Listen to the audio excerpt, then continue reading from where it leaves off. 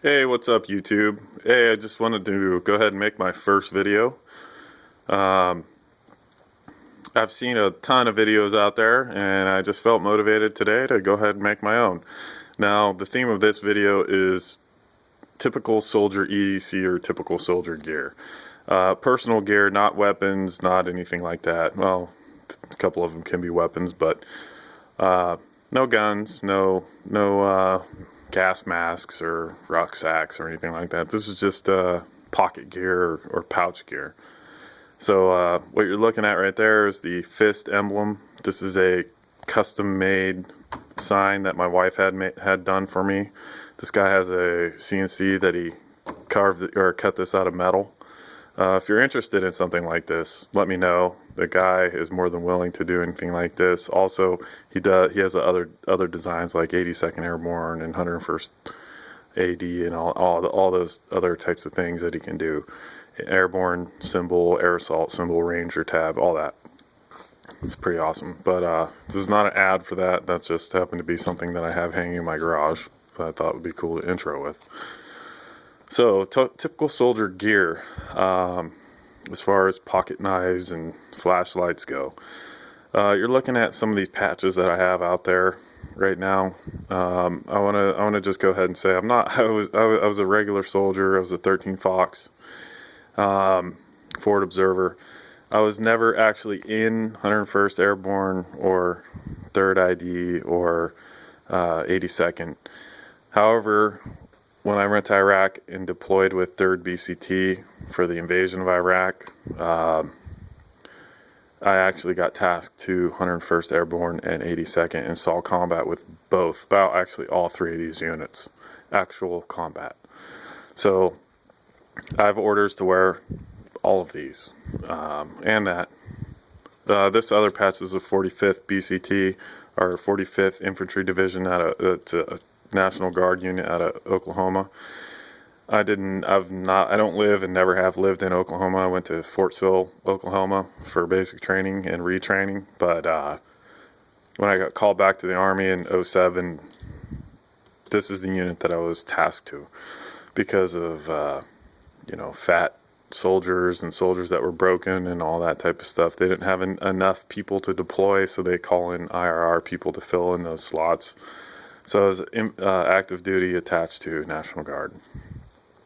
One of the best times I ever had there. Obviously, these other are a little more glorified, but some of the people I met there, best people I've ever met in my life. So that's not knocking National Guard as a whole. All right, so let's get into it. The gear. The gear that you see in front is a very good representation, in my opinion, on EDC gear that soldiers have in theater. Maybe not exactly the same models today, but roughly the same caliber. As a soldier, you don't have a ton of money expendable. Now, unless you go on deployments every other year, then you might have extra money. But for the most part, you have a very limited amount of funds to spend on this type of stuff. So let's get to it.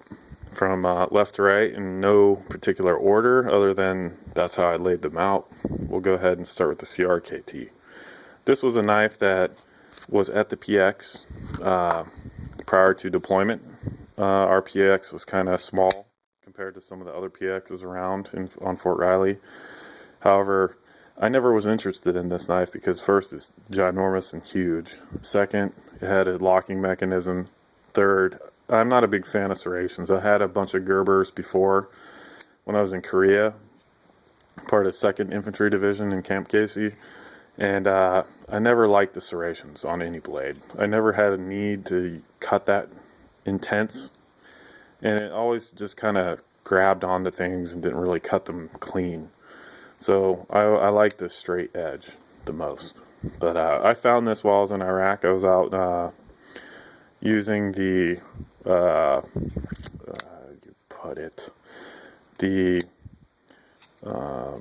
latrine, not necessarily the latrine, but the improvised MRE shitter.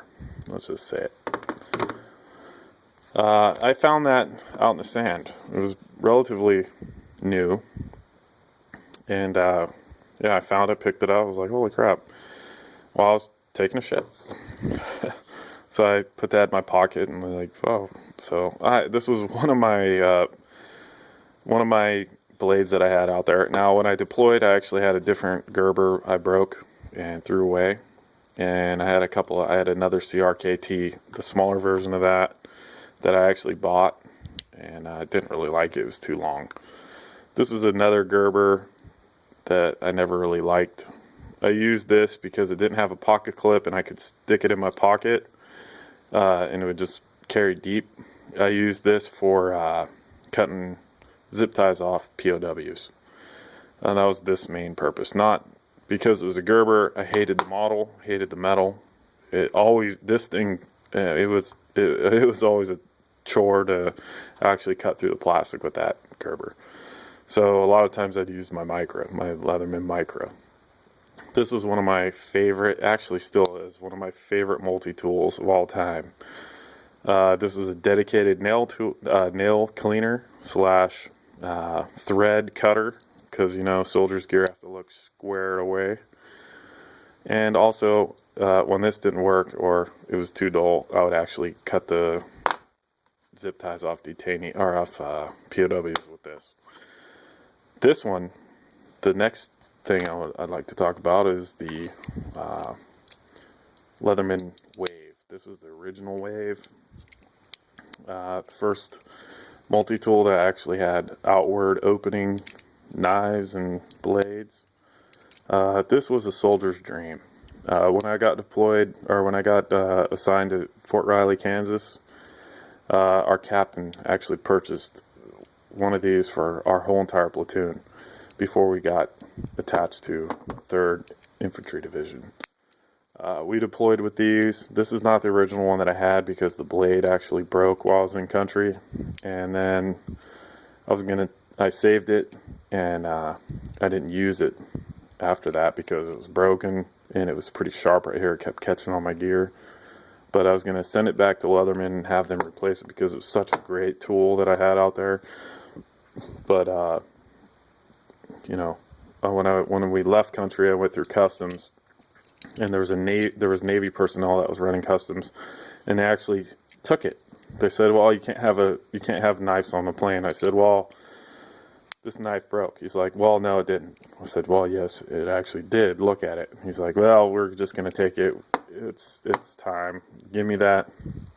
The only odd thing was I just showed him my sharp bayonet, and of course I had my M4 grenade launcher with me, which he let me take on the plane. But I think about every 5th or 8th soldier, they ended up taking either their Leatherman Wave or their Gerber or their SOG. I have no idea what they did with them, but all I know is I didn't have mine when I got home, and I was pissed. So later on, my wife actually went on eBay and found this. A soldier was selling his, and I bought it. So I don't know if this was ever deployed in theater, but it's pretty used. Just kind of shakes open.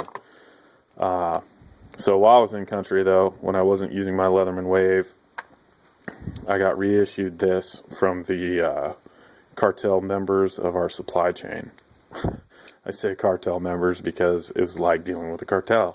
It's like, what are you going to give me for this shit, man? It's like, nothing. First sergeant said, go down and get a new multi-tool from supply. You're supposed to give it to me. Yeah, no, but what are you going to give me for this, man? It's like, well, how about this? I'll just give you a burrito MRE. I don't know. What do you want? So after finagling, I finally got my hands on this. This actually became my second favorite multi-tool of all time. The first is the Wave. Actually, I can't really rank them. These 3 multi-tools right here are the best multi-tools of all time. I'll go ahead and make that statement. The best multi-tools of all time. This is the PST2, Leatherman PST2. This one has scissors in it. This thing rocks. I really wish Leatherman would come back out with this model, or at least a model that's similar with upgraded steel, because this is a pretty lightweight multi-tool that has great functionality. I'll tell you what, I was missing my Leatherman Wave, but when I got this, I was like, well, at least I have this, you know. This really made up for not having the Wave. And even though it wasn't outward facing tools on there, it's better than the Gerber. And this is what's something I got issued later on. But this model has been around for a long time, just not the black anodized. I used to have one of these when I was in Korea. It's not very tactical. It does weigh a substantial amount, and it's kind of a pain in the butt to deal with. It's bulky, it's heavy. I don't like the slide locks or anything like that. But anyways, that's a whole different video. These three, in my opinion, are the best three multi-tools ever made.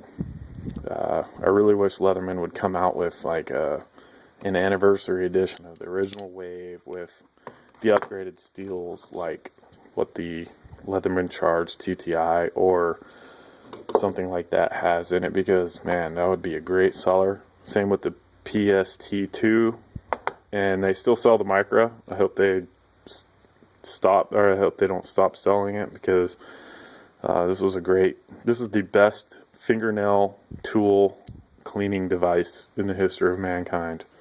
I'll tell you what.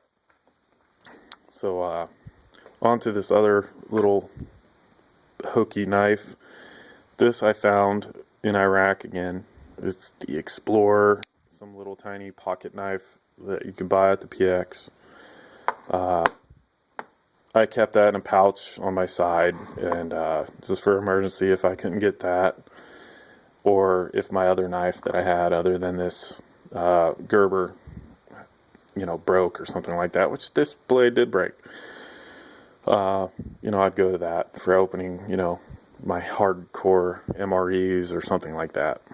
Another thing that I would have on me is these patches, and you know, to fix a patch that might have broken on a night op, a sewing kit. This is my sewing kit, my tactical sewing kit, of which I used a lot. Also, my flashlight. Now this is a newer version. The other one I had broke, but it was actually better because it had a little lock here on the back or something like that, where you could lock it on and it would stay on. So that was always great, because when you're looking at maps at night, or when you're reading a book or what have you, if you have the opportunity to read a book, it doesn't time out on you. So this one does time out on you. I still like it. Still a good little device you can lay on your chest and just kind of stare at whatever it is that you're doing. But that was something like what we had. I always had one of these on my LBE or on my in the buttonhole, the top button of my BDU or DCU. Then I had my actual lighter. I didn't carry this all the time. This is more just for fun. I found that at some, I think, Haji shop, or I don't know, something like that. I don't remember where I got this at, but it still works from '03. Then I also had on my dog tag chain a handcuff key. This is for POWs. This is for the few times that we actually had handcuffs available to us. I actually had a key issued to me, along with every other person that I think I was with had one. And this was something that was invaluable. I mean, this thing came in handy so many times, because there's not always MPs around.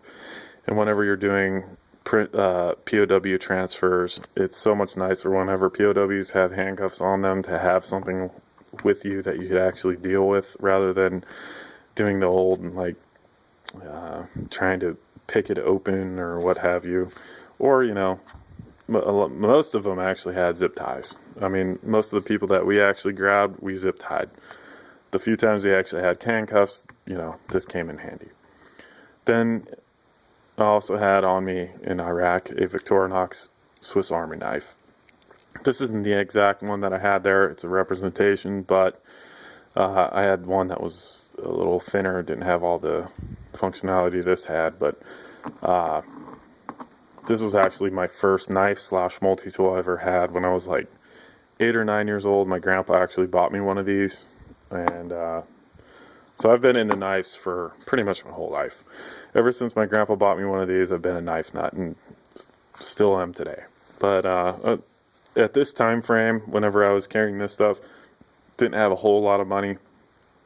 So I feel like this is a good representation of what soldiers had on them EDC in country during 03 to 06, roughly. So I think we went over everything. There's a couple other things out there on the table, some D-rings that we love to hang things on, and wasn't for rappelling.